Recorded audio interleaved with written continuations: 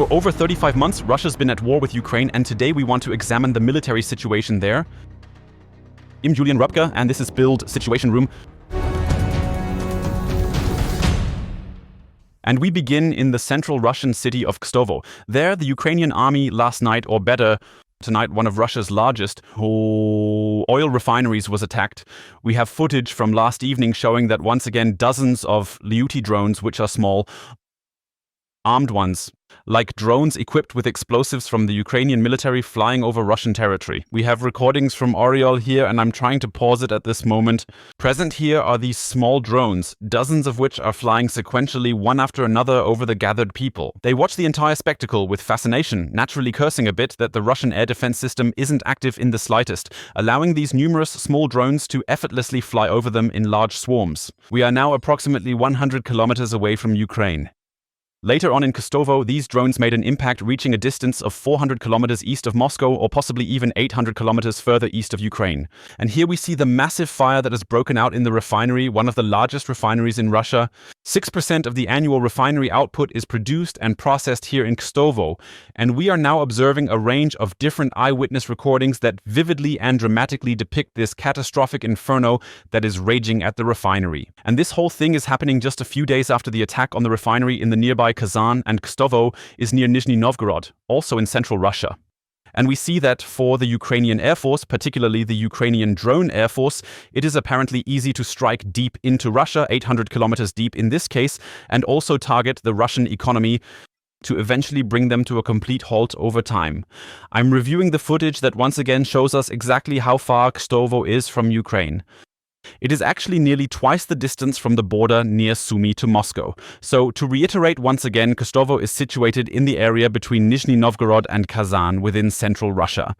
And this is another heavy blow for the Russian army, for the Russian economy, of course. Not just that.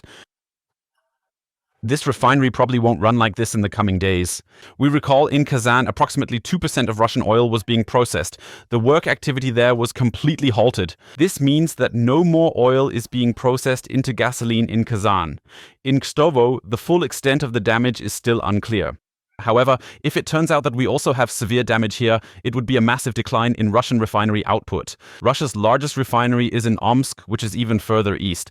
However, with the current situation, it's more a question of time when Ukraine will be able to also attack here with their drone swarms.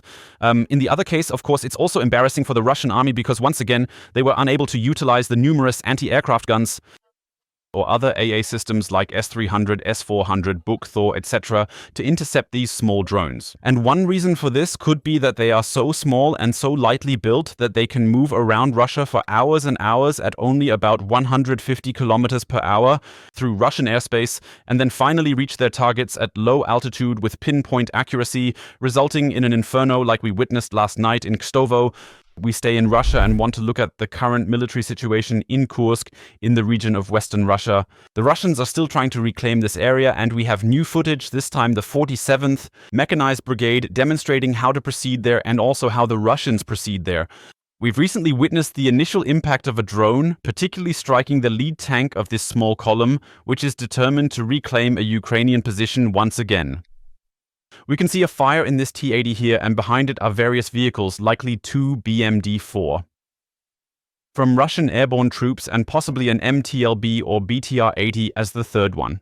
It's not entirely clear due to the quality. We definitely see this troop, these four vehicles, approaching now, as often, with the lead vehicle being a tank. After that, the armored personnel carriers, but we also see how this column is being fired upon and how, over time, the vehicles are taken down one by one. We just saw a bit of uncontrolled fire here as well. That means we now have the drone strike here and still see that the BMD continues to fire. Nevertheless, the whole thing ends once again in disaster. And this time, of course, we have it in pixelated form, but we let it continue and see that not only the tanks and armored personnel carriers are destroyed, but that afterwards an absolutely massive attack on the infantry transported here, which was also partly supposed to be evacuated, is carried out in these small vehicles here. That means, again, the 30-40 soldiers who were deployed here in this attack are either killed with some very graphic footage, hence completely pixelated images, or they are driven away and then, well, they end up running these 2 or maybe even 3 kilometers back to their original hometowns. We see that out of the 4 vehicles, 2 remain and continue to drive. The T-80 is still ablaze here, but we see the Ukrainians persist, and as seen, even as they move away from the camera and try, after they dropped off the infantry, which subsequently gets attacked, that they were also continuously attacked on the way back, and naturally, the way home for these tanks was also not safe. So the way back is of course just as dangerous as the way there, because the Ukrainians can now more easily follow them with their drones and don't even have to make a turn to carry out targeted assaults on these tanks from the rear. We're looking at more footage from Ukraine out of Kursk, and this footage is extremely interesting because it shows us a new way of deploying kamikaze drones. Here's, let's say, a classic attack on a Desert Cross 1003, those small Chinese buggies costing about 16,000 euros each, being attacked here in Kursk. However, what we are about to see are extremely interesting shots, namely of ambushes. Ambushes carried out with these smart drones. Here we can see it. The drone, this FPV model, is lying quietly in the grass, patiently waiting, so to speak, for its unsuspecting prey. That means the rotors, which we see here on the left and right sides, are turned off, so they don't spin, which saves the drone a lot of battery. This means only the video transmission is active, so the VTX is essentially in action, transmitting the signal to the drone operator, and you can see live when at some point a vehicle of the Russian army passes by and then attacks it accordingly. The significant advantage is that you only have approximately 15 to 20 minutes of battery power available during the flight. And those are, of course, quickly consumed. Hence, for the Ukrainians, it's incredibly smart and strategically advantageous to proceed in such a manner. Here comes the Buchanka once more. It's quite interesting to see it here again, equipped with a very large jammer on top, which unfortunately doesn't work at all. And now that exact same Buchanka van is currently being actively pursued and subsequently attacked by the relentless drone. We will soon see additional attacks on this bus, which will gradually be destroyed and burned out over time. But overall, the tactic we're about to see again is very interesting from Ukraine, saying we're not attacking, we're not searching for the enemy, because sometimes you just can't find them. However, we remain hidden, essentially staying along the roads that we are aware the Russian army will take and patiently wait for the next Russian army vehicle to appear. Once they pass by, the drones get activated. Over here, we observe another drone. And in this view, we can see the grenade once again, while up here the 2 rotors are visible. And here you can clearly observe there's the Russian vehicle, a large truck driving directly past the drone. The drone is now on the chase and starts to target and attack that specific truck from behind. The whole approach is indeed quite a relatively new tactic by Ukraine, where they've mastered landing the drones securely enough so that they can stay on the ground for minutes or even several hours, waiting patiently for a Russian attacker to approach, to then pursue them accordingly, and consequently launch a devastating surprise attack. Of course, this is all part of the entire picture. At the same time, we have to consider the fact that Russia continues to use a significant number of drones in Kursk. And let's take a closer look at these recordings, although we're not completely sure if they originate from Kursk. Unfortunately, we don't have a location here. And here we have these drones that are controlled with fiber optics. We see much less noise. We see a much better picture in the attack. Here, a Max Pro is being attacked by the Ukrainian army, and we see clearly the Russians are also successful. During their attack on Ukrainian vehicles, 2 of those have just recently been immobilized right here. That indicates they are currently standing still right here. The soldiers are moving away, swiftly running away from these vehicles now, because the next drone is approaching and is quickly diving towards the vehicle. Was used here evidently for the purpose of laying down a barbed wire fence. And here as well we can observe that it requires several approaches. I believe it's no secret that just some of these drones explode, and even in those cases only a few actually start fires and lead to significant destruction. Nevertheless, the Russians are indeed capable of consistently launching repeated attacks on these armored vehicles here, and now we see some very dramatic footage that we simply have to show because it's part of the reality in Ukraine. Here we also see fiber optic drones tracking Ukrainian off-road vehicles.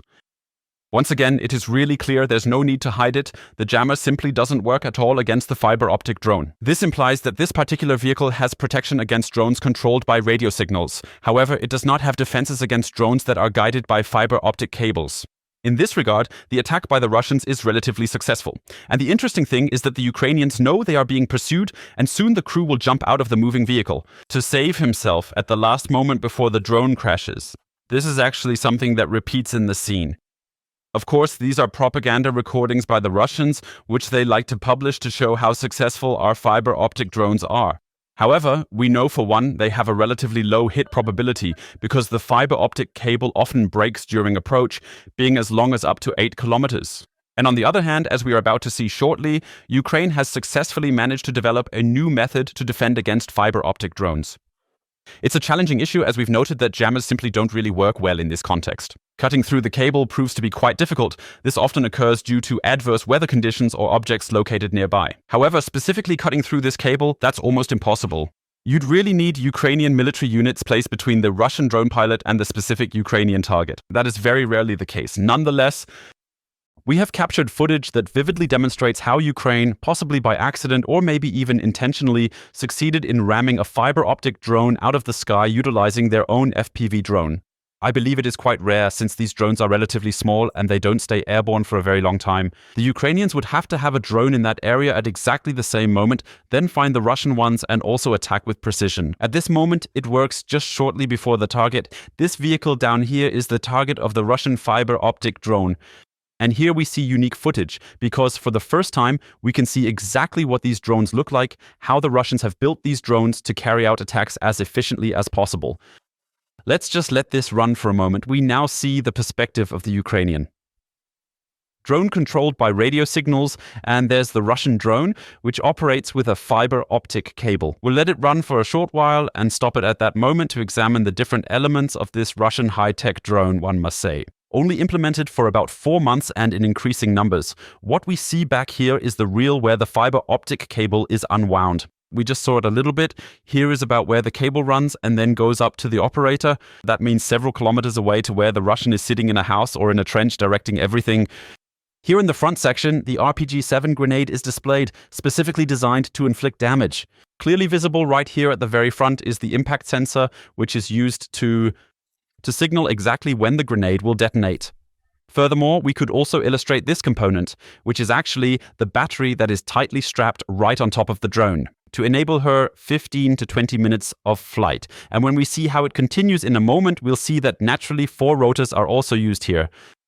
I think you could see it quite well there. So here we have a total of 4 rotors. It's a normal quadcopter which has been converted into a kind of high-tech drone.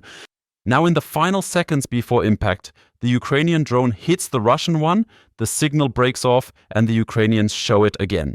Show how close it all was, because we can see there are only about 20 meters or so to the actual target of the Russian drone, which is that Ukrainian army vehicle down there, what was deployed here. So this entire situation, yes, a new method to fend off fiber optic drones with radio-controlled drones, still, as I have previously explained, probably a very rare occurrence, because you would need to know exactly when the Russian drone is moving from A to B in order to intercept it accordingly. It's different, of course, with larger drones of the Russian army that can fly 70 kilometers, for example. You can see on the radar for a long time where it is when we need to intercept it, and that is, of course, much easier. We're heading to northeast Ukraine, likely to Sumy or Chernihiv regions. Here, the Ukrainian Special Unit or Special Forces have released new material demonstrating how they are utilizing the UH-60 Black Hawk helicopters provided by the USA. And it is well known that the Ukrainian Special Forces have had these helicopters for several years now. However, this material that shows 2 in action at once is indeed quite rare. In that sense, these are special recordings that show that even in the 3rd year of the war, Russia has not managed to sufficiently decimate the Ukrainian helicopter fleet, that even the specialized military forces can't be deployed with it anymore. So we actually see the units actively in action here, and it's somewhat of a significant pride factor for the Ukrainians, I would say, who are saying, see, you still haven't managed it, we still have our own air force, you still don't have full control over our airspace here in Ukraine. And in this respect, these recordings are naturally very important for Ukraine, not only because it involves Western material that was delivered, but also because Ukraine's special forces can continue to rely on the UH-60 Black Hawk to swiftly transport them into the deployment area and drop them off for any potential missions. We are going to take another look at some intriguing footage from the eastern part of Ukraine, which is likely from the Kupiansk region. A military unit has recently shared new footage detailing their nighttime attacks on Russian supply lines. And these are quite interesting recordings. I'll just let them play because they show us, quote unquote, over the past few months, how a total of roughly 30 small army buses of the Buchanka type have been destroyed, just over an extended period. And the special thing is, these are thermal recordings. We've also analyzed them. These attacks have indeed taken place during the nighttime. This means if the Russians believed months ago that they could discreetly and quietly supply their units during the night hours with food, ammunition, and other necessities, They have since been thoroughly proven wrong, given that Ukraine now confidently targets these supply buses during nighttime operations, thereby significantly disrupting and hindering the Russian supply lines toward the front. And when we look at the situation in Kupiansk, it's indeed, yes, quite interesting that so much is being invested there by the Ukrainian side. We must not forget that Kupiansk is in the Kharkiv region, not annexed by Putin, but he still wants to advance there and capture more territory. And around Kupiansk, the front is relatively stable. Unfortunately, not quite everywhere. There are individual villages that have been captured there, but the city itself, on both sides of the Oskil, this border river in the northeast of Ukraine, or rather the frontline river, one might say, are still under Ukrainian control. As we continue to watch how a total of 30 vehicles, as mentioned, are hit, let's briefly look at the map again and see indeed what I was just trying to explain, namely that these are not annexed regions at all. Nevertheless, this continuing situation up here that we're observing at the moment steadily persists in a kind of bridgehead-like scenario. That means we have both on the western bank, of course, of the Oskil, as you can see here, as well as on the eastern bank, still Ukrainian presence, even though the Russians are trying to attack there. And one reason for this could be, as we just saw, that so much of the Russians' logistics is being destroyed every night, that Ukraine, similar to Kursk, is also making an extremely high material effort, also deploy an extremely large number of highly qualified units to prevent the Russians from advancing further in Kharkiv. Finally, we wish to view some very tragic footage, as I see it, from the city of Kurakov. Here we have footage from the Ukrainian army released yesterday. They clearly depict how this lost city is being bombarded with the use of unguided Grad rockets. We see a BM-21 Grad rocket launcher operated by the Ukrainian army and watch intently as approximately 20 rockets, possibly even more than that, are launched from it here. 122 millimeters, about 20 kilometers range, and we can see what the target of these rockets is. And I find that, as I mentioned, very tragic because we can clearly see this tripartition of the footage. So you have to navigate a bit at first. There are different zoom levels. We see, however, if we look closely, that's Kurakov. So that's the city that was lost to the Russian army a few weeks ago, formerly with 18,000 inhabitants. And at least, yes, estimates from Ukraine suggest that we still have 1,000 to 2,000 residents here who didn't want to leave Kurakov, but rather, one has to say it bluntly, waited for the Russians and now find themselves living under Russian occupation here.